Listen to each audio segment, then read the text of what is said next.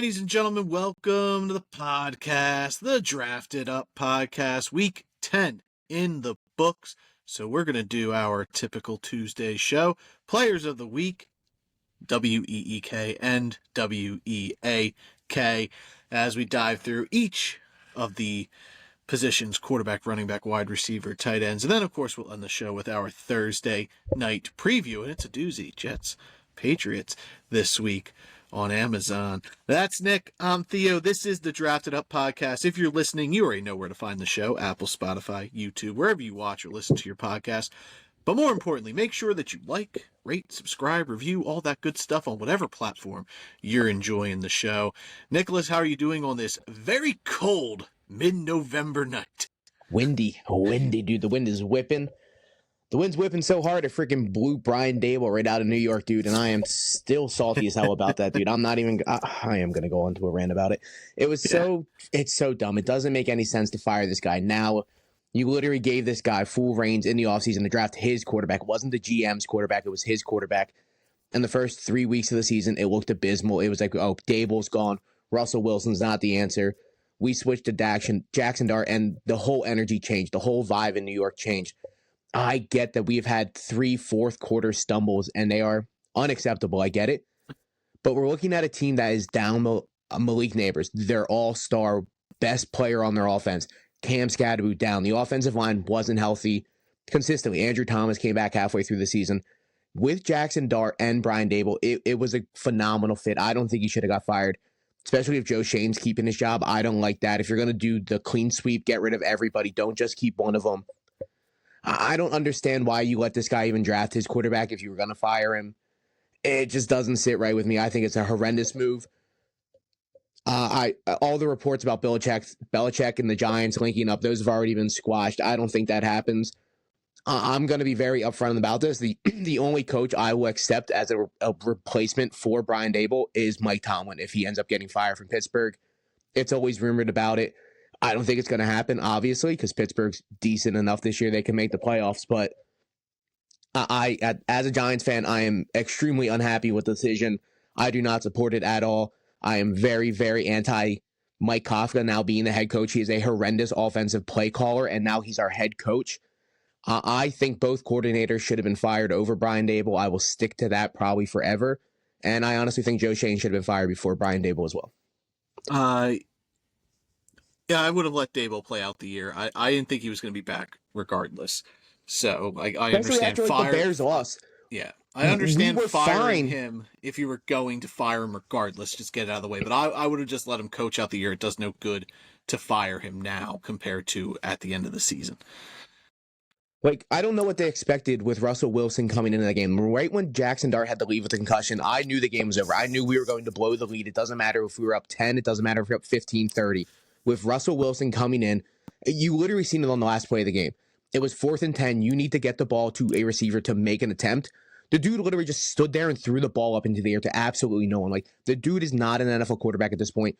If Jameis Winston is not our quarterback next week because Jackson Dart is out, I will protest that decision all day, all long. It should not be Russell Wilson next week. Yeah, watching Russ play that little bit, he's trash. Brought back the Carson Wentz flashbacks for me, and I was so mad, do it anymore. Though on the Brian Dable subject, like I said, I thought he was getting fired regardless, so it is what it is. You're one of the few Giants fans that I've seen against the firing. Everybody else is on board. They're like, this dude should have been fired weeks ago. He's trash. They asked Sean McDermott, who was, the head coach in Buffalo when Dable was the offensive coordinator there, and they kind of butted heads. They asked if there's a chance Dable comes back, which, the Bills need some sort of juice. The offense isn't working there, and Dable, Josh Allen have a great relationship. And like Sean McDermott pretty much said, in no world is Brian Dable coming back to Buffalo. So maybe it is a Brian Dable thing. Like, I don't like Sean McDermott either, so I imagine he rubs people the wrong way. But like, it wouldn't surprise me also if Brian Dable also kind of just rubs people the wrong way and kind of got himself out of this job. I don't know. So I'm not gonna lie. I don't know if we're just seeing different things because of algorithms. I have not seen one person firing Brian Dable. I have not seen anything. I've seen analysts, I've seen Giants fans. They are all on the same term with me. I don't understand. No one seems to understand why it happened right now. It's insane. I'm honestly furious about it. I'm not gonna lie. The internet is a crazy thing because I've seen nothing positive about Brian Dable. It has been all this dude's horrendous. Like, I know And Colin Cowherd was very pro. Not that I'm backing up Colin Cowherd. Chris Long on his podcast came out and backed up Brian Dable and trashed the Giants organization for keeping Joe Shane. There are a lot of people out there very pro Brian Dable. There's the thing on like I'm fine with like I view Joe Shane and Brian Dable sort of the same. They're just two guys I'm very indifferent to. Shane the last 2 years draft wise has done well, but to fully already commit to him next year is crazy. Like to go on like, oh, he's heading the coaching staff, the coaching search next season. Like I get just firing Dable now and then keeping Shane to run out the rest of the year because like really what's an interim general manager going to do at this point of a season? Not much because you're really not making trades, you're not making moves, you're not drafting anybody, you're not. So like keeping Shane throughout the rest of the year is different than Dable and then firing Shane at the end. But to already fully commit to him going into the offseason was kind of wild to me. I figured they were both going to be gone and the Giants were going to start fresh. You wouldn't want John Gruden? I don't know if John Gruden would want to come back. No, I do not want John Gruden. I also don't know, like, if he would come back, I'd imagine he won a lot of control of the front office, which I don't know how that would work with Shane being there. I've also seen Mike McCarthy's name as a possibility there. We'll see. We'll see what the Giants do. I think they're going to go the route of bringing in an established name instead of bringing in a hot coordinator, because that's what they did with Dayball, and usually you see teams revert to the opposite. So it wouldn't surprise me if we're looking at a coaching search of established coaching names. Mate, long shot. The vibes in Minnesota are not good with Kevin O'Connell right now. I don't think it's not going to happen. There's no way O'Connell gets fired. There's a lot of people that thinks like he might choose to leave, and there's headbutting going on. This is just speculation. I don't think it happens, but if you want to look through history, every time the Vikings and Ravens have played, every time the Vikings win, they go to the NFC Championship game, and every time they lose, the coach gets fired. The Vikings played the Ravens this year, and the Ravens won, so the vibes with Kevin O'Connell in Minnesota are not great right now. Maybe the Giants attempt to trade, but I don't think O'Connell goes, but crazier things have happened in the NFL. You never know. Oh, for sure. But I would lock it in like a 98% chance O'Connell does not get fired. I agree, but I think there's honestly a better chance Tomlin gets fired if they make the playoffs. If Tomlin makes the playoffs and they lose again first round like he's done consistently for the last decade, there's a chance he gets fired at some point. Yeah. Or he just steps away. Like, he needs a coaching check. And we got to remember, Andy Reid, arguably the greatest coach of all time, he left Philadelphia. Like, coaches need changes. At some point, it's going to happen where Mike Tomlin is not the coach of the Pittsburgh Steelers. At some point, it's I don't know what the word I'm looking for is, because he started so young. He was so young when he got the job. He's been there since like 06, 07. Like, most of my remembering of football, Mike Tomlin's always had been two coaches in your whole life. In my lifetime, it's literally been two coaches. Exactly. So at some point, he's not going to be there, but he's still so young. He's going to be somewhere else. The other name I saw floated around for the Giants was Steve. Okay, don't get me wrong. I love Spagnuolo, but I don't know if I would be able to do him as a head coach. He's been the head coach before in St. Louis. Spags is like a straight defensive coordinator kind of guy. He is not a head coach kind of guy. That's not the vibes I would look for. Like you said, bringing in an established head coach is something they need to do. Spags is not an established head coach. If somehow we could get him as our defensive coordinator, hey, you're in my boat there. But I don't think he leaves Kansas City to become a head coach at New York. I think he's the defensive coordinator. Antonio Pierce, though, is a name I would appreciate as a defensive coordinator. Nowhere near our head coach, but I would love Antonio Pierce to come back in-house as a defensive coordinator for the Giants next year. Yeah, he's gotta pay all those debts to those used car payments or whatever issues he had there. All right. Any other coach speak, or should you ready to move on? to No, other because news? it's just speculation at this point. Like, who would be a good fit in New York, yada yada. But at the end of the day, I do not support the coaching change. I would have rolled back Brian Dable one more year, especially if we're giving Joe Shane another year. Mm-hmm. Yeah, that's where kind of the weird part is Shane keeping his job, Dable going. Yeah, I think they both should have gone, or they both should have stayed. I agree. All right. Other news: Garrett Wilson, New York Jets wide receiver, out 3 to 4 weeks. Huge loss for the Jets because he is the offense. So now it's Yeah. back to just Breece Hall again. And fantasy wise, he's probably, you got pretty much 3 to 4 weeks of your regular season left. And are you really going to trust Garrett Wilson in the playoffs coming off an injury? Nope. I personally wouldn't, especially with a lack of a fundamental offense. So it is That's almost to the point where you might be able to move on from Garrett Wilson. the big thing with Garrett Wilson is I would trust him coming off an injury if his quarterback wasn't Justin Fields or Tyrod Taylor. Justin Fields literally had 55 passing yards in a win last week. Like, and 40 of it came on one pass to Breece Hall on a screen. It wasn't like it was a deep pass. That was all Breece Hall. Yeah, it wasn't Justin Fields. So he is a horrendous quarterback. It's not a Garrett Wilson thing. And I honestly think him being hurt 3 to 4 weeks is a blessing to the people who have Garrett Wilson, because now they don't have to play him. Because if you play him in an offense that has 55 passing yards, I'm sorry, that volume is not going to go around. And I get he's been good for the majority of the games he has played. He has. That offense is dog shit at this point. You cannot start anybody but Breece Hall going forward. Even when Garrett Wilson comes back, it's not a lock in, oh, Wilson's back, I'm going to play him. I would be very, very hesitant. I agree. And I'm not going to bring Garrett Wilson's name up in players of the week for wide receivers because he had 0 points. He did leave the game injured. So usually I try to exclude injury guys. Travis Hunter, officially out for the year. He was placed on IR prior to the week, but he got LCL surgery, so he's going to miss the rest of the season.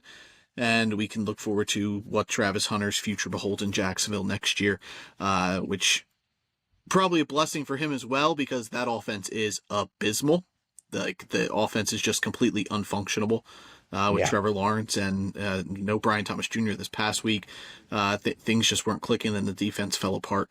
So Travis Hunter can sit out the rest of his rookie season, and we'll see where he goes next year. J.K. Dobbins, he has a foot injury. He may end up on IR, so monitor that if you're a J.K. Dobbins owner. If you're an R.J. Harvey owner, good for you. This could be a big boost for him, as we've seen him in the minimal playing time he's had. 3 of the last 4 weeks has been really good. This week, not so much, but obviously he's not going to get the full workload because Sean Payton, so we'll probably see Tyler Beatty, whatever. But if Dobbins does miss time, huge spike up for RJ Harvey owners, and if you manage to have him and you're pushing for the playoffs, this could be a boost for you to kind of hit up a rung onto the next level. Do they still have the bull they drafted 2 years ago or last year, the kid from Notre Dame? You go to Notre Dame? No. Yes, Audric Estime. Yeah, Estime. That's his name. They don't got Estime anymore? That's a shame. They let him go, and Estime is with the Saints. He is the backup running back there with Devin Neal. Oh, okay, that makes sense. Yeah, it's a shame they don't have him. He ran the ball pretty nice with Denver when they gave him the chance. I get you can't carry 4 backs and you spend a high pick on RJ Harvey, so I get you can't really do that. But they still got Jaleel McLaughlin, who's been inactive all year. So maybe he's back. He'll get some sort of capacity. He'll be out there for sure. He's a Sean Payton kind of guy. Yeah. And then 2 tight ends. Rondé Gadsden, he's day-to-day with a quad injury. Dalton Kincaid looks like he's week-to-week with the hamstring issue that he's kind of dealt with the last few weeks. All year. So I imagine he misses time. Gadsden, you might just have to sit him for a week in fantasy. Who knows what sort of role he has going into next week if he's there. And then the blessing in disguise for Cincinnati, maybe. Joe Burrow's practice window's open. He's ahead of schedule. Yep. He's looking to be out there for Thanksgiving, and if the Bengals can kind of just teeter around, maybe there's a chance Joe Burrow can propel them to the playoffs. I doubt it with that defense because Joe Burrow can't play safety. So, but yeah, we'll see, because the Bengals offense has been functional with Joe Flacco, and now there's some trade rumors going around that next year the Bengals might trade Joe Burrow, and Joe Burrow might force his way out, and the Jets are going to give up all these picks that they just acquired, these 5 first-round picks they have in the next 2 years, and pass them off to Cincinnati for Joe Burrow. And if I'm the Jets, I would do it, because the Bengals, they can't draft. So Yeah. it's just setting them back. But we'll see what the offseason holds there. But this is good for Burrow being ahead of schedule out there for practice. And we love Joe Burrow, so this is a uptick for him, an uptick. I imagine the weapons stay the same, really, in my eyes, with Flacco or Burrow, especially with Burrow, unknown health when he gets back out there. I don't want to say Chase would go down per se, but Flacco targets that dude 20 times a game. Joe Burrow's not going to target him 20 times a game. I get Joe Burrow targets are better than Joe Flacco targets, but Joe Burrow's so good he doesn't need to hyper target his best option, where Joe Flacco's out there, he's like, I don't really care what happens. I'm going to get Jamar Chase 20 targets at the end of the day. He's literally on pace for like over 300 targets with Joe Flacco. It is an insane stat. Joe Flacco loves his number one wide receiver. Yeah, for sure. And the Joe Flacco to the Jets thing, as a team who plays on MetLife. Joe Burrow. Joe Burrow. Yeah, it's very confusing. I would not trade any first-round picks for a quarterback with any type of knee injury on MetLife turf. He'd be hurt every single year, dude. They got to change that. They did 2 years ago. Yeah, like how are there so many different kinds of turf? Well, it's insane. Literally, ESPN published an article last month. Apparently, MetLife turf is the safest turf in football. And I would argue that to the day I die. I don't know if it's because I'm a Giants fan, but we lose so many people every year to ACLs, MCLs, leg injuries. Every single year, our guys are getting hurt. And so are the Jets, bro. It happens all the time. Dude, yeah, I don't know. Like, I don't know if it's overblown because MetLife hosts 16 home games, whereas all other fields, except LA, host 8. So there's 8 more games being played. So yeah, the chance of injury there increases per se, but yeah, I don't know. It's a strange thing. Play on grass. If you're an outdoor stadium, if you're an outdoor field, you should be playing on grass. Not even indoor. That, dude. The NFL is a $1 billion company. We can pay people to cut grass, bro. Like, what are we doing here at the end of the day? No one wants to get tackled on cement turf. What do we cut grass, dude? It's an insane thing. I do not understand it. I would assume it is a stadium thing in terms of like hosting concerts and stuff, where like setting up a stage and stuff probably isn't detrimental to turf as it is to like grass. Yeah, you will wreck grass putting it, for sure. Mike, we're not yard guys. We're not gonna fucking the turf it up podcast. Yeah, the turf it up podcast. Yeah, we just sit down. Arizona's turf, terrible. That game in Brazil, terrible. Let's get some good turfs out here, dude. Yeah, let's get a Home Depot sponsor, and then we'll start talking about turf and all that sort of stuff. Anything else news-wise? Nah, I don't think so, dude. Okay. Before we dive into players of the week, I'm going to skip college here, but I am going to be back this week. I don't know if it'll be tomorrow or if it'll be Friday or Saturday, but you'll get a Theo solo episode. I'm going to do a mock draft for you guys. We're mid-season. So I'm going to bring out a mock draft, and then you can hear me rave about Arvell Reese, Ohio State linebacker, slight edge rusher. We're starting to see him rush the passer a little bit more, and I think this dude is what people wanted Jalen Walker to be and tried to hype Jalen Walker up as last year. Is that Jalen Walker is his top 10, top 5 player in the draft, and no disrespect to Jalen Walker, I just didn't see it that way because he wasn't like great at either edge or linebacker, so it was kind of like, which one's he better at? Arvell Reese, if I had to build my top 50 right now, he's the best player in the draft class. Linebacker, edge rusher, Arvell Reese, Ohio State. So, yeah, I'll be back this week. I'm going to do a mock draft, so you'll hear me rave about him. You'll hear me rave about how good this wide receiving crew is for this class. Like, there was rumors that it wasn't going to be good compared to last year's, which was also bad. But there's some names: Cornell Tate, Jordan Tyson, Mekhi Lemon, a ton of guys. My guy Chris Ball, your guy Denzel Boston. So like, I think all these dudes, like, I think there could be 7 receivers going in round 1. Unlikely, because that's, teams have needs and, positions of need and value get pushed up a little bit, offensive line, defensive line, stuff like that. And good players fall around too. So yeah, I will be back this week. little deep dive into some college stuff. I'm going to be doing a mid-season mock draft for you guys, and I'll stand by and stand on business that the Saints don't draft a quarterback wherever they draft. They're going to roll with Tyler Shuck next year. Look for a 2027 quarterback. I would argue that if I was in any of this, I've unfortunately had to put college ball to the side. I got too much on my agenda right now, and college is the one thing I can actually kind of just push Tyler back. Shuck was good this week. He looked fine. Saints fine. won. Yeah, he was a top 10 fantasy play. So is Davis Mills. You gonna think he's the quarterback over CJ Stroud? No, but we've seen a ton of Davis Mills. He has started 20 games. Yeah. Tyler Shuck has started 2. I just think the Saints do a whole revamp next year. I don't think Kamara's going to be there. I don't think their quarterback's going to be there. I really think it's like Chris Olave is like the one guy that kind of sticks around. Yeah. Yeah, I think if Shuck plays well, even if he just plays okay, I think they will give him the go just because of how weak the quarterback class is in my eyes. Like I really just think it's going to be Mendoza and Ty Simpson coming out. I think everyone else is going back. Yeah, that's a legitimate chance. We talked about that a couple months ago before they're like Arch Manning and Sellers and all these guys, and they're like, these kids can go back. They don't have to come out if they don't want to. And Mendoza and Simpson could go back as well. For sure. But I honestly think Sellers ends up transferring out. I think he's going to go to a different program. Arch is 100% staying. There's a 0% chance Arch comes out. We've been saying that constantly. Yeah. Yep, I agree. All right. Quarterback plays of the week. These are good ones. Matthew Stafford. Davis Mills. Davis Mills, yeah. Davis Mills is a top 5 quarterback for fantasy this week. Nobody started him. Maybe in a 2 QB league you started him. I don't know, but I still doubt that. I mean, if you had CJ Stroud, maybe you just handcuffed yourself, got him back in there. But yeah, Davis Mills, he led the Texans to comeback win. They were down like 20-3, and Jacksonville fell apart. Win. Yeah. And great coaching. It saved Houston's season. Like they're back and trying to fight for a playoff spot there. So shout out Davis Mills. Matthew Stafford, the Rams. Like I said, the Seahawks last week were, like, in my eyes, the best team in football. The Rams are a very close number 2, and they play each other this week. So I'm very excited for that.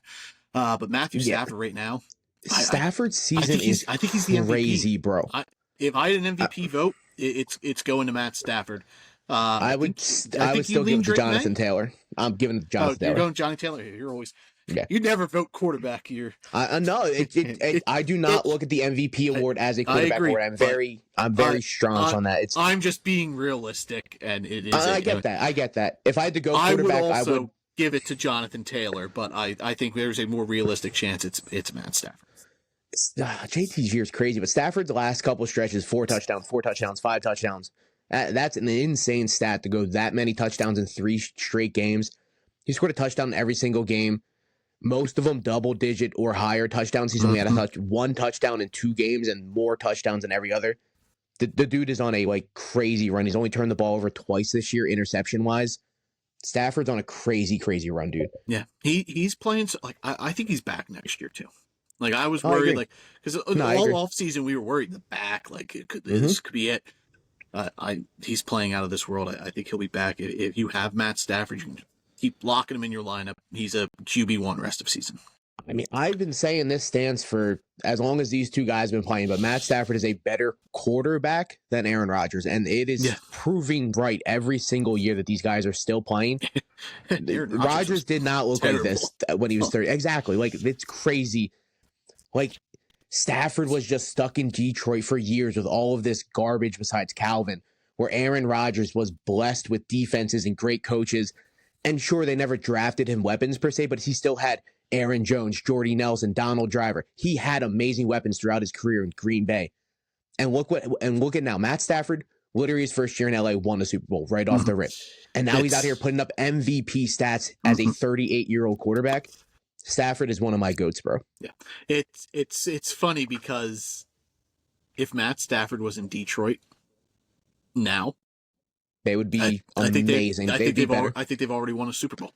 I agree, 100%. No disrespect to Jared Goff. Jared Goff's been great for the Lions. Fine, and that trade he's not that trade guy. Has worked out for both parties. The Lions 100%. built their future with the picks they got for Stafford. Matt Stafford went out and won a Super Bowl and solidified himself as a Hall of Fame quarterback in LA. Speaking of Jared Goff, he's also player of the week, top 5 But performance. to that stance, I don't think Detroit can win a Super Bowl with Jared Goff. I just don't think that's going to be a possibility. To where if you would put Matt Stafford on that roster, they are guaranteed to win a Super Bowl. It's not even close. I think if Jared Goff do, is fine, but he can choke in any situation. Stafford, that doesn't happen with Stafford. Yeah, I think they can, and if they do, it's gonna have to be in the next year or two.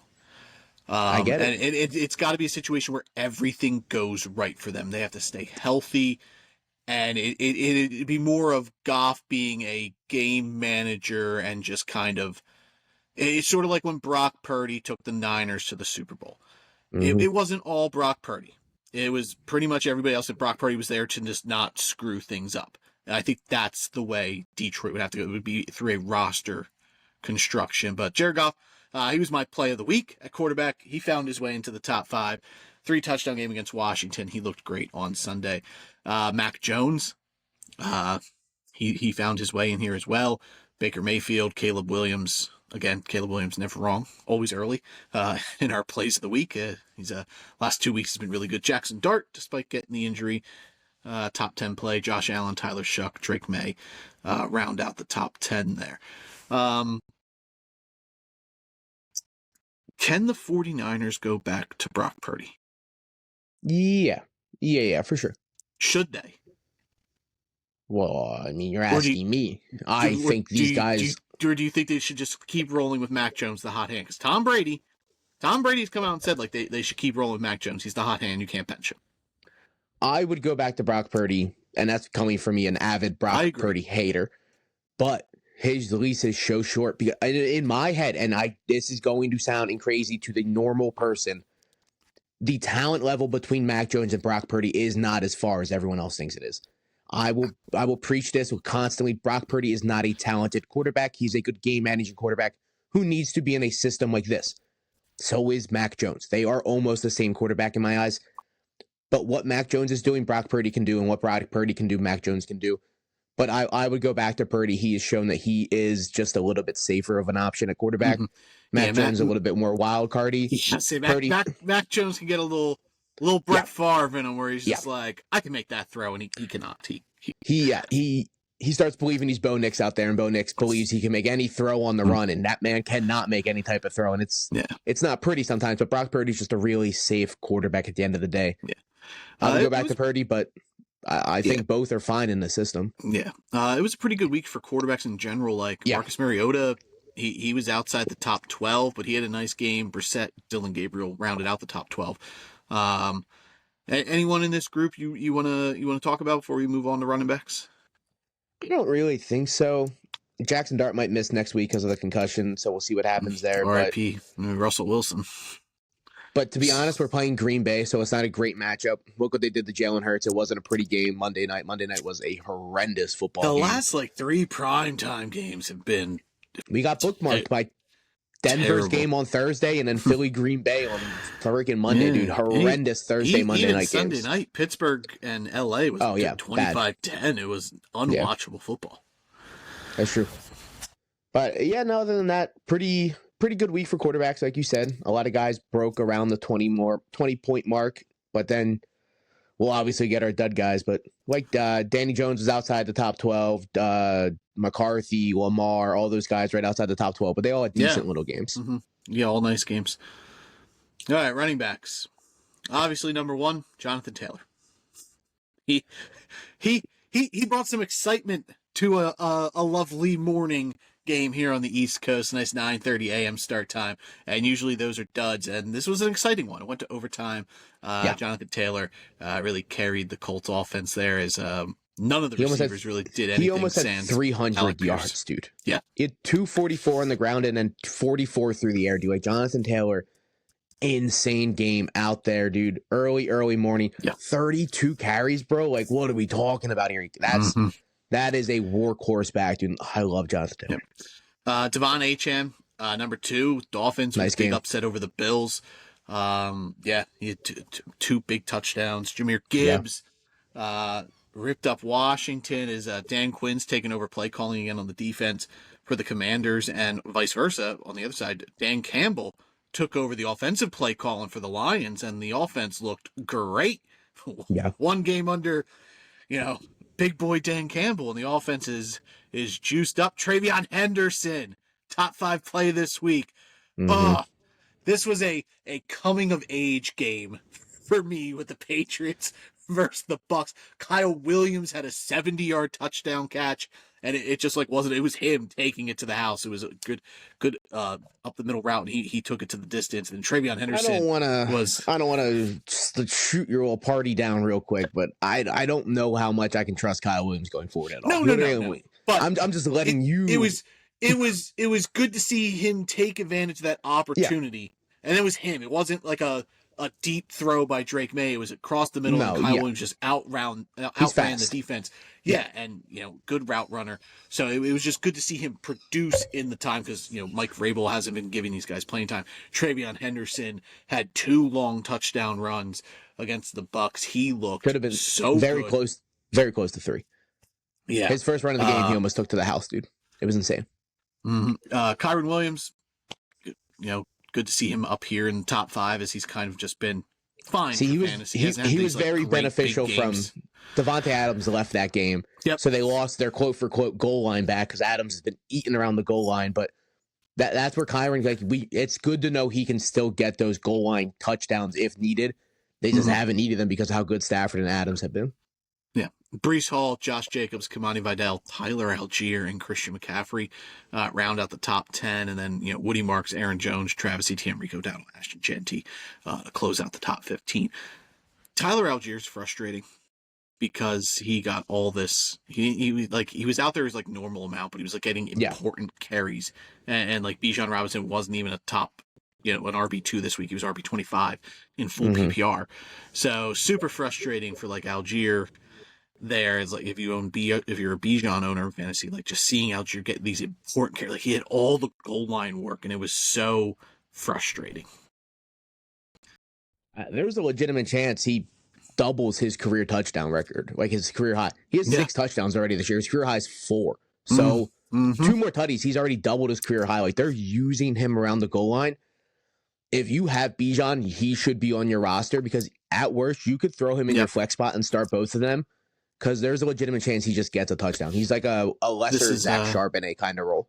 And this is a showcase for him as well. I believe he is a free agent going into next year. So I think so. Running back needy teams, Tyler Algier, we've seen him produce. He was a 1,000-yard runner as a rookie, so he could be a team's RB1. Woody Marks, it was good to see him. The Texans really, he was the focal point of the run game, and with that, it also Nick Chubb looked like he had juice again. Nick Chubb looked good with the runs he got. So and that just opens things up for the Texans, because they were so heavily reliant on Nick Chubb early, and Nick Chubb just can't handle that workload anymore. But Nick Chubb being the second option, who can just close out the game. He was bulldozing through the Jaguars defense at the end of the game there. So Woody Marks is good for both fantasy, for his aspect. He's catching the ball, getting in the end zone, getting work. And from a real life standpoint, it's good for the Texans running game, because now Nick Chubb doesn't have to be so reliant on. Yeah, for sure. When you don't have to rely on Nick Chubb at this point in his career, that's very beneficial to the team. And Woody Marks going forward he's a nice little fantasy asset. Yeah, I think he's a low end RB2 flex player rest of season. Brees Hall, he was RB6. He's the Jets offense now. We'll see if that continues, or if teams just they can just focus on him and you don't have to worry about the Jets doing anything. Rico Dowdle, again, we see him get the majority of the workload, as he's been the more efficient of the runners between him and Chuba Hubbard, though the Panthers did lose. And it's funny because we were like, oh yeah, the Panthers, just lock them in. And we're like, but it's the Panthers. And then they went out here and had a dud game versus the Saints on Sunday. There was a couple of games like that, the Bills losing, the Panthers losing, and the Saints. A lot of these teams should have won this week, and they just couldn't pull off the W's. So there's a little bit of a weird week. Yeah. Any of those other running backs you want to talk about? I don't think so. You pretty much nailed it. All right. Wide receivers. Yeah, Drake London. Again, that early morning game out here. Wide receiver 1 just beating up on the new coming Sauce Gardner out there in Indianapolis. But Drake London. I think I think that's 3 out of 4 weeks he's played where he's been wide receiver 1. Drake London is on like a monster tear, dude. Like what we talked about all offseason. Mm-hmm. He's been absolutely killing it. Yeah, he's been so good, and for Atlanta, he is the focal point. Like He has Darnell to be. Mooney, He has to be. Darnell Mooney isn't doing anything, and like Kyle Pitts, you can't count on week in and week out to be the number 2 option. Sure, he's been fine this year. He's been okay, yeah. He didn't show like he's on pace to be like 2nd or 3rd in catches among tight ends, but he's not scoring, and in a matchup here against Indianapolis where he should have theoretically been good, he was not. This was the Drake London show, and when Drake London is dominant, like, the Falcons are a much better team. So yeah, they're going to focus on the best player in their passing game, and as it should. Drake London should be getting 15 targets a game. He's that kind of player. 100%. The next two names, Jameson Williams, Jalen Naylor. Yeah, Jameson wild Williams. Cards. I brought up that, like, I was confident in playing him this week because I thought Jared Goff was going to have a good game, and I also just love the Lions coming off a loss. They're so good. Jalen Naylor had 5 targets in Minnesota, and he caught all 5 for 120 yards and a touchdown. And Justin Jefferson and Jordan Addison were on the opposite side of things, even though they both had 11 targets. Emeka Egbuka continues to be great. Chris Olave continues to be good. Nico Collins, it was good to see him back up here, especially with Davis Mills. Lad McConkey, he's becoming more and more consistent here for fantasy. Parker Washington, we brought him up as a name for Brian Thomas Jr. coming in. He had 2 touchdowns, 1 special team, 1 through the air. Jackson Smith and Jigba, every week he's in here. Roma Dunze, Tez Johnson, Jerry Jeudy, Devontae Adams, Jalen Waddle, Alec Pierce round out the top 15. You put any stock in Jerry Jeudy being in this list? Yeah, 12 targets this past week. Coming off the bye with the 12 targets, he brought in 6 for 78. And Cedric Tillman was back. And he scored a tutty. You should go out and pick up Jerry Jeudy because he's probably honestly available in most leagues. Like, you should throw a waiver claim on him, but you cannot start him next week versus Baltimore. I get it's a good matchup on paper. You can't risk it because what we've got all season is we've had games where he had 13 targets one week, and the next week he literally had 4 targets and brought in 2 of them. Jerry Jeudy is way too inconsistent, but the target share, if hopefully it just keeps going forward and you want to get it before next week. Let's say he has back-to-back games with 12 targets and he brings in again 6 of them for 70 and a touchdown. People are going to start picking him up. It's going to happen faster. Get ahead of the curve. Go get Jerry Jeudy this week before he goes off again next week, if he does. So I'm cool with getting Jerry Jeudy on my team right now. Yep. I absolutely agree. Tez Johnson, he was one of your guys you called out. Love it. Yeah. We were okay. So we see 2 Bucs receivers here end up in the top 15, and Tez and Egbuka. And I think going forward, they're really going to be the focal points. Even when Chris Godwin gets back, like, I don't think Chris Godwin's going to do too much damage. Like, I feel Chris Godwin came back way too early, and he did this the last time he was, like, seriously hurt. He always came back comes so back quick, too early. Yes. and then he gets hurt again. Like, I kind of wish he would have.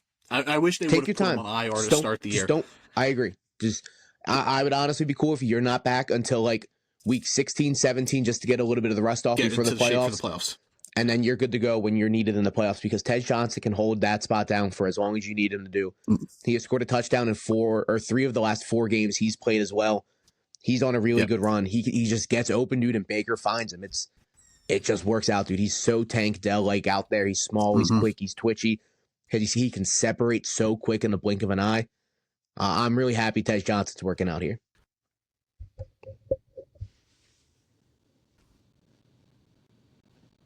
Yeah, I think rest of season, Tej Johnson is flex play rest of season. Yeah, I think I agree. You keep it. I think Puka obviously wide receiver 1, wide receiver 2, at worst going forward. Alec Pierce. Yeah, he was the only Colts offensive receiver who was worth a damn this week. Josh Downs didn't do much. Michael Pittman didn't do much. I know most of Alec Pierce's was off the big play touchdown, but they have the bye this week. How do you feel about him rest of season? Like, is he someone you can play, like him or Tej Johnson rest of season? I would hold them in the exact same spot of you could throw those guys in your flex spot any given week you need them to because I think they're going to be fine. Alec Pierce, he's gone 10 targets, 5 targets, 13-7. He's brought in a good amount of them. He's almost gone 3 games in the last 4 with over 100 yards, pretty close to it. He just doesn't score a ton. He only has 1 touchdown on the year, and it came last week. It was on Sunday. Which is weird because like when Anthony Richardson was their quarterback, he was constantly the deep threat guy, and he was scoring longer touchdowns, but that's all he was getting. He was getting like 1 or 2 catches a game, and they'd be deep bombs. But if you're giving me a quarterback now that can get him the ball like Danny Jones, he's a startable guy. I like him decently amount. I would second or third season in a row where Alec Pierce leads the league in yards per catch. I believe that. His yards per catch is literally almost 20 yards a game. The 1 week it's like 35. Like he's a deep bomb threat. He's really good at that. So I'm cool starting him, dude. Like you can start him. Yeah. I think I would lean Tez though of the two, just because he is the number 2 there for sure. Whereas like Josh Downs, and also Rashad White and Bucky Irving's still out. They don't have the running game that Indianapolis has. So yeah, for sure. That's why I would lean Tez Johnson. I think he's a little more valuable. Whereas like the Colts, it could just be a Jonathan Taylor game, and they don't need any of the passing options to show up. Yeah, for sure. And plus, Tyler Warren is also there, so he's so a lot more mouths in Indianapolis than there is in Tampa Bay right now. Any of those other receivers? I know your boy Jalen Waddle, top 15 play this week. He was your play of the week at wide receiver, so I'm sure you love to see that. Yeah, and his touchdown was beautiful. It was a deep bomb from Tua, and he pulled it in. It was a great catch. Absolutely beautiful ball, too. Jameson Williams, he scored a touchdown in 3 of the last 4 games. He's coming off a tying a career high in targets, a tying a career high in catches, 119 yards last week. The week before that, he brought in 4 for 66 and a touchdown. Like, he's slowly starting to become more reliable again. Yeah, I'm not going to trust him every given week, but you should definitely be able to throw him in your flex spot going forward and be like, absolutely, I got Jameson Williams in this spot. He could easily go off. He could get a touchdown. He can bring in 4 for 80, and it is what it is. And this is coming off them saying like, hey, we want to get him more involved in the offense. So they're showing. And the Lions are usually, sometimes you don't want to buy into coach speak too much, but the Lions are usually straight shooters with you, with like, hey, this is what we're going to do, and they do it. Yeah. Yep. Tight ends? Tight ends. I love them. Trey McBride, tight end 1. Big dog. Again, Jacoby Brissett's the best thing that's ever happened to Trey McBride's career. Dude. He's got to like get Jacoby Brissett like some type of crazy gift in the offseason because he has scored a touchdown in 4 straight games, and that has never happened in Trey McBride's freaking career, bro. Like he's never been a touchdown threat, and he is getting touchdowns so consistently now with a quarterback that knows how to use the tight end, bro. Yeah, absolutely. I know the Cardinals, lost the game, but I still think they continue moving forward. I don't think Kyler Murray is back, even after the IR stint. I don't think he's a quarterback here. I think putting him on the IR.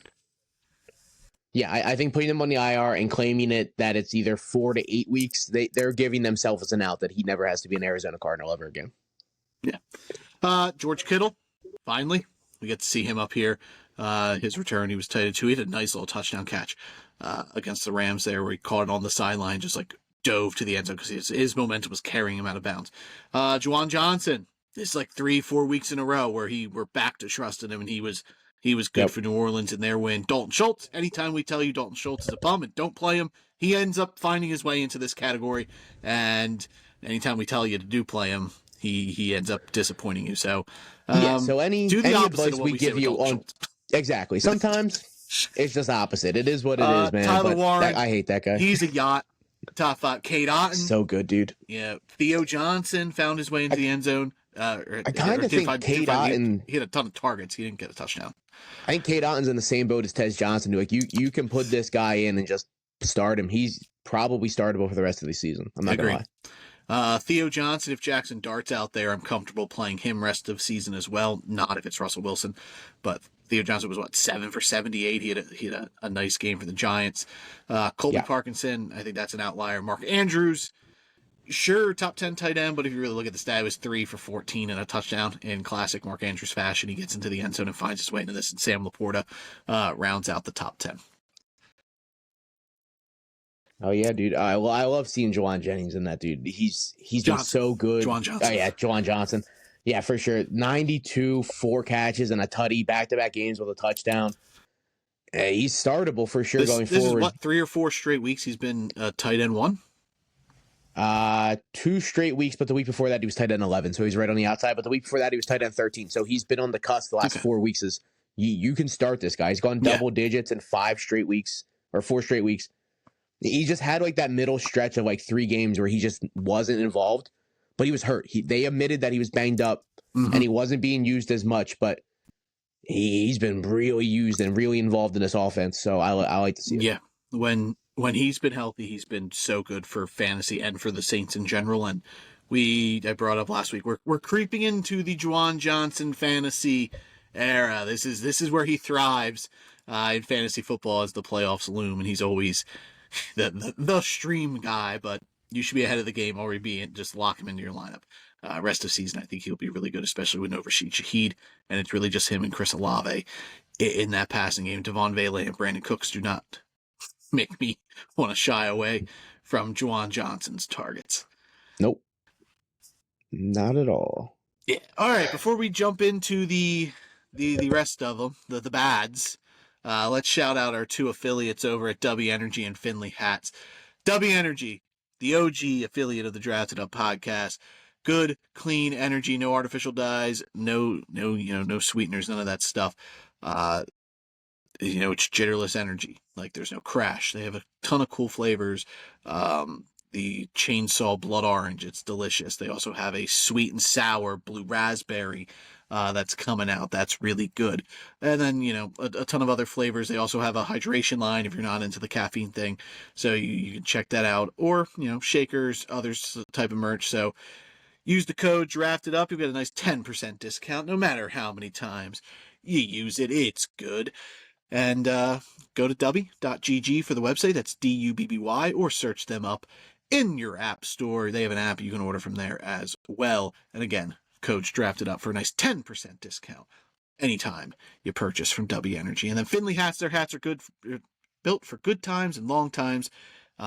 If they are damaged or destroyed, they will replace it or repair it. Absolutely free. They do weekly drops every Friday, 10 p.m. Eastern Time, 7 p.m. Pacific Time. They do a ton of cool mystery stuff like that. They do flash drops. Just randomly, the other day, they dropped a hat for $3.50. And they do stuff like that. They have free shipping across the U.S. They have the Stampede laces. You can change the pins on the laces. They got the pockets on the inside. You want to keep your cash if you don't want to carry your wallet. You're out at the beach, stuff like that. So check them out. Click the link in the description. You'll get a 15% discount off your first purchase. So join the force over at Finley Hats. So we went over the good. Let's talk about the bad. Get the bad. I put Jalen Hurts in here. He was QB 19 in 6-point QB leagues, but like, he is just in general has been disappointing for you for fantasy. Just like the Eagles' offense as a whole. AJ Brown's going to come up again. I feel we talk about him like every 2 weeks. Bo Nix was terrible on Thursday. I managed to start Bo Nix and win, so that is a miracle. I also started Cortland Sutton. It is a blessing that I somehow managed to pull out a win. Jordan Love, tough game for him. And Sam Darnold wasn't needed. The Seahawks defense, which killed me. Yeah, I loved that matchup for Darnold, dude. And then Darnold attempted to try to get the Cardinals back in the game. He had like 3 turnovers, but yeah, it was just too much for the Cardinals to overcome. 2 defensive touchdowns in the first half for Seattle. So Sam Darnold had an easy week for himself as they were able to just rely on the run game and their defense. But yeah, those were the 4 names I had written down there. As I felt they were the 4 most startable guys, because like the others are Aaron Rodgers, who you probably didn't start. Yeah, there were guys like Aaron Rodgers, Geno Smith, the Justin guys you Fields, expect to be there. Yeah, guys you should not be starting, to be honest. But yeah, for sure, Jalen Hurts, not a great performance on Monday night. Bo Nix Thursday night really shit the bed. Jordan Love right there with Hurts, dude. Like you said, Darnold just wasn't needed. It is what it is in that huge blowout performance there versus Arizona. He literally passed the ball, I think, like 12 times. He completed, I think, 10 of them, to be honest. So, phenomenal completion percentage, but you're just not needed when you're up that big, dude. I think they had 38 points at halftime, dude. Yeah, and it looked like it was going to start hot because he hit Jackson Smith and Jigba for that 40-yard touchdown catch. and then the defensive scores, and then it was just not needed. Rest of season, this is going to be an insane question. Those four guys, Jalen Hurts, Bo Nix, Sam Darnold, Jordan Love, or... You want me to rank them? No. Oh. Or Jacoby Brissett. Give me Hurts. Hurts still has finishes. 4 of his 9 games, he's finished QB4, QB8, QB8, QB2, even QB8, so 5. He still has top 12 finishes consistently. And even the games where he's not a top 12, he's still QB14, QB14, QB19. So he's not like tremendously bad, but give me Jalen Hurts over Brissett. I would probably give me Bo Nix too, just based off the offense, but I would go Brissett probably over Jordan Love and Sam Darnold. Probably. Championship week in fantasy, week 17. Okay. Jacoby Jacoby Brissett plays the Cincinnati Bengals. That's a start. That is a start. I'd probably start him over Bo Nix. I'm not going to lie to you. Keep that in mind if you're making a playoff push and you're streaming quarterbacks. Jacoby Brissett has the juiciest matchup for you in championship week. But if you want a quick go off Bo Nix, he plays the Chiefs championship week. That is a really bad matchup. We'll see that matchup this week. They end up playing, so we'll talk about it on Thursday. Starting Bo Nix against the Chiefs. This guy is. But a division game versus the Chiefs. The Chiefs defense, passing defense, is just good in general. We talked about Spags a little bit ago. I would probably start Brissett championship week over Bo Nix if I had to. Agreed. But again, it's week 17. We don't even know. They might have honestly made the switch back to Kyler Murray if Brissett just keeps shit or not keeps shitting the bed, but ends up being Jacoby Brissett. Yeah, he turns back into a pumpkin. I would agree with your order. I would put Nix and Jacoby in the same bucket. Jalen Hurts slightly above both of them. Jordan Love almost in the bucket with Bo and Brissett. I like him this week. He's got the Giants. Maybe that might not be needed because if Russell Wilson's there, they just have to score 7 points. I like Jordan Love, but none of the receivers are out there doing him justice. They lost Tucker Kraft. They're heavily relying on Josh Jacobs. He is that focal point of that offense. And then Romeo Doubs banged up as well. He left with a chest injury. Yeah. Jalen Reed might be back soon. I think that would be huge. Dude, gives them a field stretcher. When Reed comes back, I honestly think he's going to be used completely different than he's ever been used in his career. I think he ends up being on the field for third downs all the time. I think he ends up being their true number one. He's their best playmaker. Like, he's not like a true alpha receiver, but get the ball in that guy's hands in the passing game, and he does damage. Yeah, but I honestly think Green Bay realizes that none of the receivers can do everything, and Reed is the most consistent, pure wide receiver on that team. It's not Golden. Golden can't run routes. It's not Watson. He can't run routes.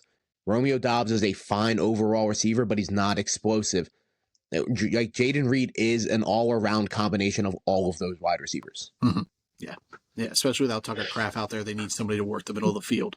And that's really not any of their specialty sans Jaden Reed because he's great with the ball in his hands. Yep.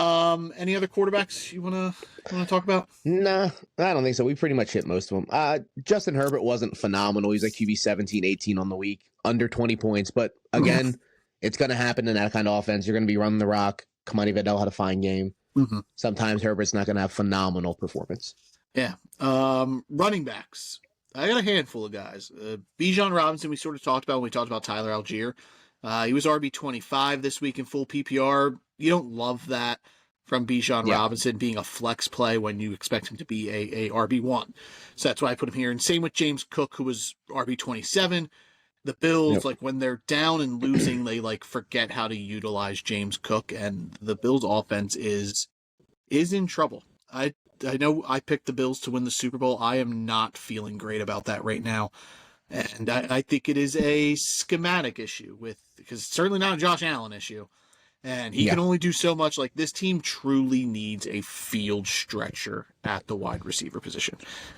I like Shakir as like a number 2, number 3 wide receiver. Keon Coleman's a fine number 2, number 3, maybe number 4 on a really deep wide receiver room. But after those two guys, I really hate all of their wide receivers, to be honest. And none of their tight ends are getting the job done. And James Cook's a really good running back, but like they just need to redo this wide receiver room, dude. Like Shakir should be the 2, or he should be the slot guy. You need 2 real outside wide receivers. Yeah, they need like a vertical threat, and like Shakir was that his rookie year. He averaged like close to 20 yards per catch, and now under Joe Brady, they're using him a lot underneath. They're using him sort of like say Flowers, which Mm-hmm. Shakir can do, but like he also does have the ability to for me, like Joe Brady, like they're not stretching the field, and like Josh Allen has the arm that, like when they were beat, like I get they beat the Chiefs this year, but like when they were competitive, like Gabe Davis was opening up the top of that defense. I know they have Gabe Davis, but you watch the practice videos, it looks like that dude's running in cement now. Like they need like the receiver that they can just hit over the top and just like kill a defense. Like Keon Coleman, he's not that. He is a contested catch guy. Shakir is working in the middle of the field. Like they truly need a field stretcher, and and they just need to continue working James Cook. And even when they're losing, I understand they want all their backs out there, but like James Cook's too much of a playmaker. Like he could take a dink off to the house. I don't know why they don't have him out there when they're down. Yeah, no, I agree. He is so much more explosive than the other two backs. And I like Ray Davis. I'm not crazy about Ty Johnson, but James Cook would be my workhorse back if I was running this offense. Like Cook would be out there for close to 65, 70% of snaps. I'd probably give Ray Davis the other 15, and then Ty Johnson would come in here and there. But Cook should be the focal point of this offense, to be honest. He's the best pure playmaker around Josh Allen, obviously. But like I was saying, like if you could give me a wide receiver crew where Shakir's the slot 3 kind of guy, and then you got, even if it's like Jacoby Myers and then an alpha number 1, that's a wide receiver room I would really fuck with Josh Allen. But what you're giving me right now is not it. This is not it. Like, it's not going to get the job done. You need to get this guy actual wide receivers. Like, look how good he was with the Steph Diggs, dude. Like, it was complete night and day, dude. Like, I get last year, Josh Allen was fine for fantasy, like, but he wasn't passing the ball like he was with Steph Diggs. Like, you could see there's night and day difference when he has an alpha wide receiver. Go get this guy weapons, dude. It's not fucking rocket science. Mm-hmm. Yeah, I don't know if that's through the draft, through a trade, but they got to figure something out. I know they tried to get Jalen Waddle, which I thought that would have been great. That's the field stretching type of wide receiver that I think they need. So we'll see. It'll be an interesting offense. George Pickens is a free agent at the end of the year. He is a field stretcher. He isn't as the energy of an alpha wide receiver. With Josh Allen, I would like that. I don't love George Pickens as a wide receiver 1, but if he's a wide receiver 1 in Buffalo, I would accept that any day. Yeah, I don't know if Dallas moves on from, but like, yeah, if they can manage. Oh no, I agree. I think Dallas is going to try to throw money at George Pickens, but I don't know. Someone's going to overpay for that guy, 100%. But knowing Buffalo, they're gonna either pay for Rashid Shaheed, who's a free agent, and he again fits the bill of what I just said, field stretcher, or they're gonna go get Alec Pierce, who's also a free agent. So maybe Alec Pierce with Josh Allen is something to monitor. Call Jacksonville, see if they're willing to move Brian Thomas Jr., bro. Yeah, something. Tyreek Hill. Oy. Yeah. I don't know about that. Hey, maybe he'd be the cheapest option, I imagine, to trade for. Quinshon Judkins, he was RB28. Mm-hmm. The Browns, like Dylan Gabriel was a top 12 play at quarterback this week, so you would figure Judkins was more involved, but the fact that the Browns were down early, he kind of played a role into that. Kyle Monungai, RB35. Kenneth Walker, who had an efficient game, he's just not scoring touchdowns. He had like 60 yards on 13 carries.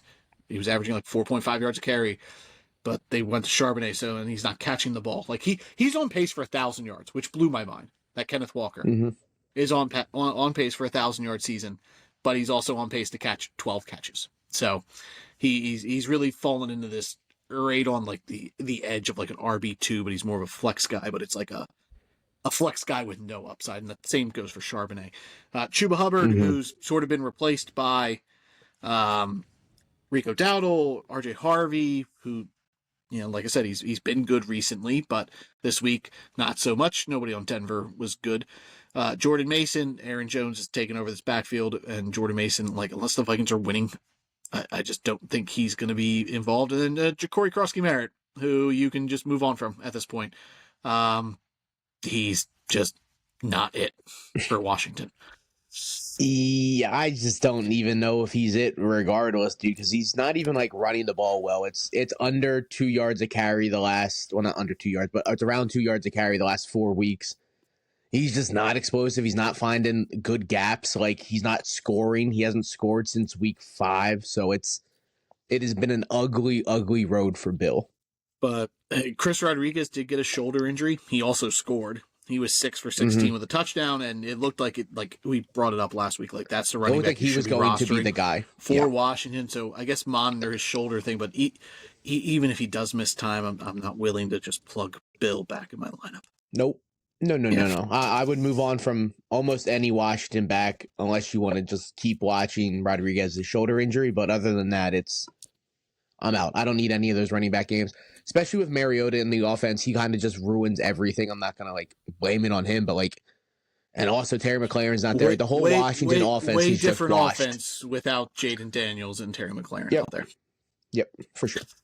Wide receivers, Tedero McMillan, he was wide receiver 34, Quentin Johnston, wide receiver 39, Justin Jefferson, Jacoby Myers, DK Metcalf, Jordan Addison, Rashid Shaheed, Trey Tucker, Cortland Sutton, Keenan Allen, Michael Pittman, A.J. Brown. These are all guys who were likely in your lineup. Tough weeks for them. Kendrick Bourne also on here, Josh Downs, Romeo Dobbs, and then DJ Moore, Xavier Legette. They put up goose eggs. DJ Moore did leave the game injured, but he did come back, so monitor that. He's been banged up the last few weeks, but he's a little touch-and-go flex player. Xavier Legette, you probably don't need to be rostering, and then monitor Romeo Dobbs' injury, but I imagine he's back out there against the Giants. Not that has any bit of relevance for fantasy, but I just feel so bad for Treylon Burks, bro. He literally hit the field for Washington. He caught 3 for 58, and then it hurt his finger, and now he's hurt, and he's going to miss next week. This was his chance to actually play in the NFL again on a team who desperately needed wide receivers, and he had a good catch, and he looked fine. He just keeps getting hurt, dude. I love the kid coming out of college in Tennessee. He just couldn't put together a healthy couple of stretches of games, and it continues here. Yeah, tough luck for him. Good talent. I wasn't as high on him as you were, but you always want to see them take advantage of these opportunities, and it looked like he had the opportunity to do so, and then to get injured again. It's rough. A.J. Brown. Speaking of, he was Treylon Burks was the replacement for A.J. Brown.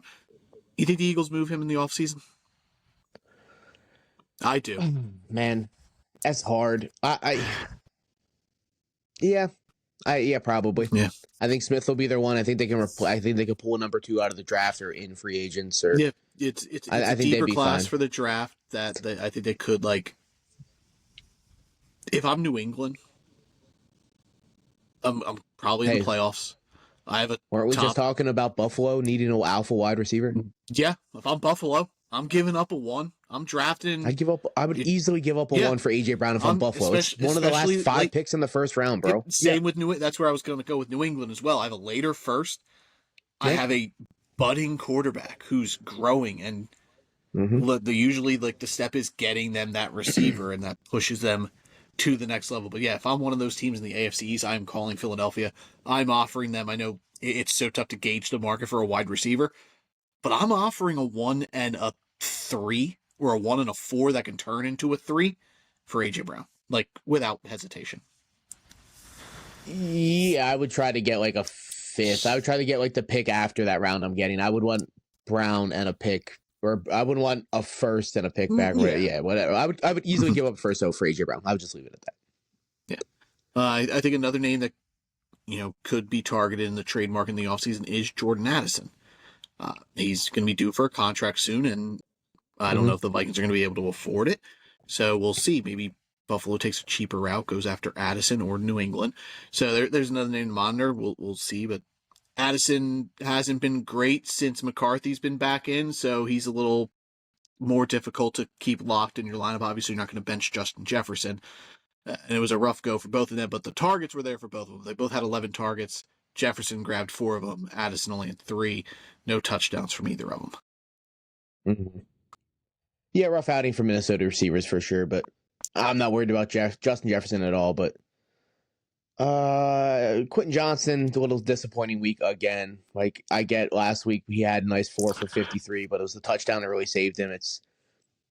This is kind of what we've been talking about with the Chargers wide receivers. You're going to keep getting the performance. Keenan Allen also had a dud game. Gadsden even got hurt. So that took, Gadsden leaving the game, that's one less mouth to feed, and we still couldn't get the ball to Keenan Allen or Quentin Johnson. Ladd had a great game, though, so going forward, neither of those guys are like locked in as starters, but you can still play rest of season. Would you rather Quentin Johnson or Jordan Addison? Addison. Okay, I'd lean Johnson. He's for sure the number 2 in his offense, where Huge could easily be the number 5 option with Kamani Vidal with the backfield. How do you feel about DK Metcalf? I know you have DK Metcalf in the home league. Not great, brother. Like, I don't understand how you can go out there and pay a man 5 years over $100 million and just barely use him week in and week out. It is the Arthur Smith fundamental offense. Hey, we don't really need to use our wide receivers. We'll just run with our running backs over and over and over again. Like, get DK the ball, dude. Hyper target this guy. Pull what Joe Flacco is doing. He is the number 1 receiver. He's the only wide receiver. There's no reason DK Metcalf is not seeing 9 to 12 targets every single week, dude. It is a crime. Yeah, I absolutely agree. And it is an Arthur Smith and an Aaron Rodgers saying, like, this was my fear with DK Metcalf. Yep. He is not the type of receiver Aaron Rodgers usually, gels with, because he's more of this take your shot kind of guy, and Rodgers is more precise. So we'll see. I think in Dynasty, I think DK is a good buy low candidate. I imagine DK owners might be willing to just move on from him. And if Pittsburgh gets a quarterback who's willing to take more shots, I think, or Arthur Smith somehow gets a head coaching job in the offseason, and we get a guy in here who's going to be willing to pass the ball. I'm not going to lie to you. I think brighter days ahead. I think there's a legitimate chance if Tomlin gets fired, they just clean staff, and then Arthur Smith is out of a job and they restart. And if you're telling me that DK Metcalf is a wide receiver 1 on a team that's getting a new quarterback, I love that going forward. It's not Aaron Rodgers' cup of tea. DK literally hasn't seen double-digit targets once all season, and that is insane to me. Like, he is the alpha wide receiver 1. He is the only thing in the pass game that is consistent, and this guy hasn't got 10 targets all game. Drake London's had 10 targets in like 5 of the last 6 games, dude. Like, what are we talking about here? They're almost the same wide receiver. Use him correctly. It is not, again, rocket science. We are 2 dudes sitting in bedrooms talking about football, and I could run Pittsburgh's offense night and day differently than Arthur Smith. That dude is a bum. You traded so much for this guy, and you're not utilizing him. And then you paid him 5 years over $100 million. Use DK Metcalf. It's so obvious. Like, it's Arthur Smith. How you feeling about Courtland Sutton right now? It's been a little touch and go. Would you believe a little me? bit better than I feel about DK, but it's still not good, bro. Would you believe me that Troy Franklin has more targets and receptions than Courtland 100%. Sutton does this year? And more touchdowns. I would have said I would say Troy Franklin is outstatting Courtland Sutton around the map this year. That makes so much sense to me. Sutton has 170 yards on him. But that's still way closer than it should be, dude. Yes. Yeah. Franklin's got 8 more targets, 1 more catch, 1 more touchdown.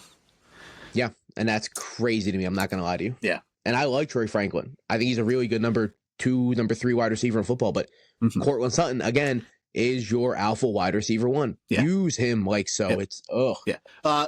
Sutton, like, of those guys, DK, Addison, Quentin Johnston, Sutton, he would be my rest of season. I'm still favoring him over those guys. Yeah, probably. And then Michael Pittman, it was a down week for him. I'm not too worried about it. He's been so good this year for fantasy. I'm not going to let this down week shy away from Michael Pittman being just a locked in wide receiver 2 week in, week out.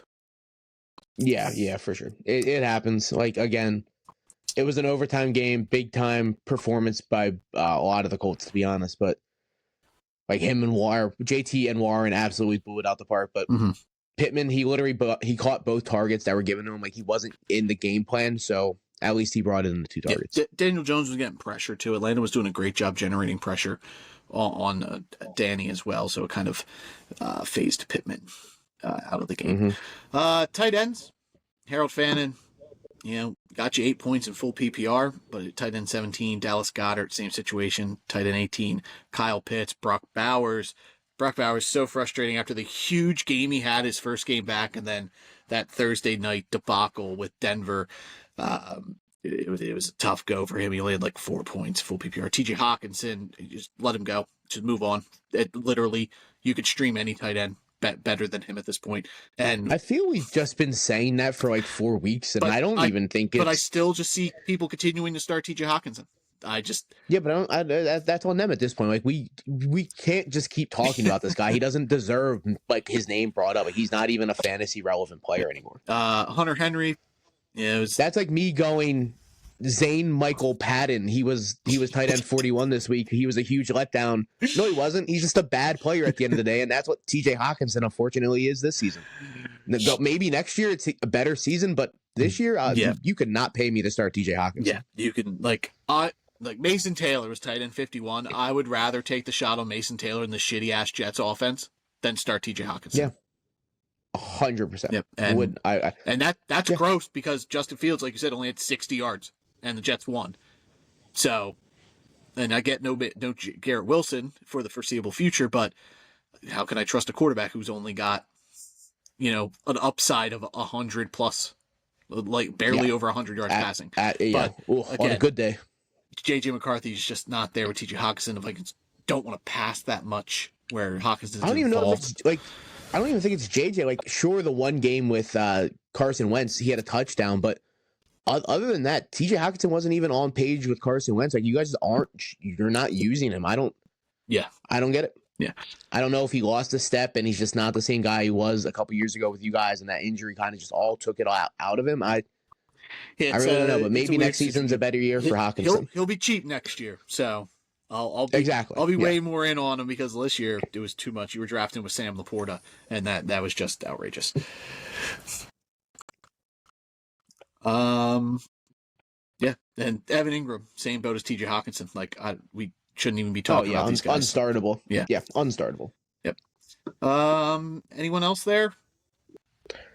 I don't think so, man. Tight end's kind of a weird week. It was literally just like the top 12 guys, and after that, they fell off quick, bro. Yeah, like Harold Fannin was tight end 17. Like I said, he had like a little over 8 points, and Brock Bowers was 32, and there was 3. So 5 points in between them, and only 16 spots was a big drop, and Bowers was in everyone's lineup.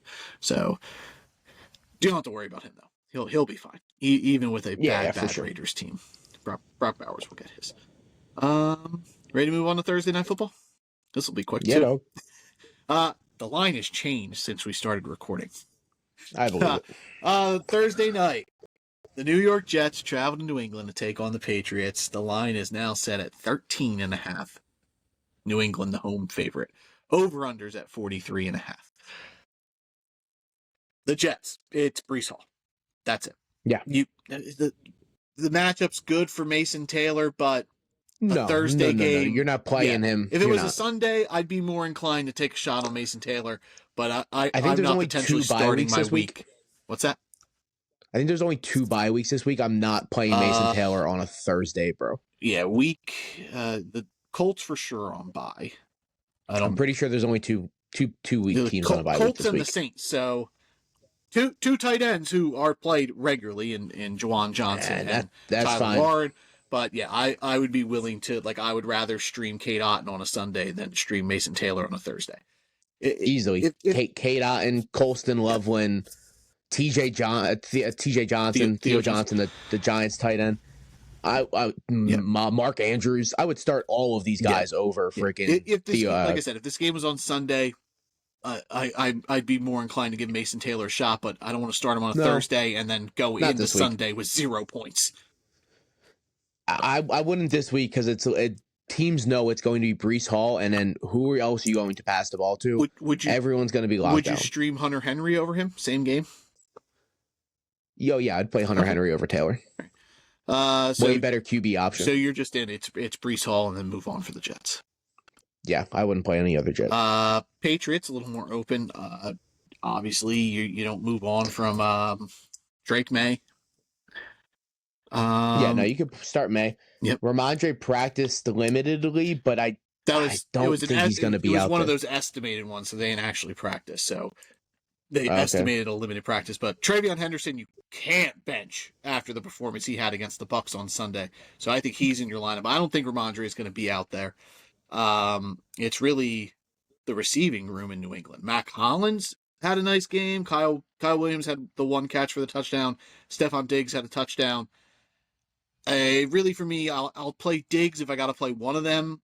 Keep an eye on Mac Hollins. Like, maybe you just roster him, and if he's involved again, this is like 3 of 4 weeks he's been a top 25 play at wide receiver.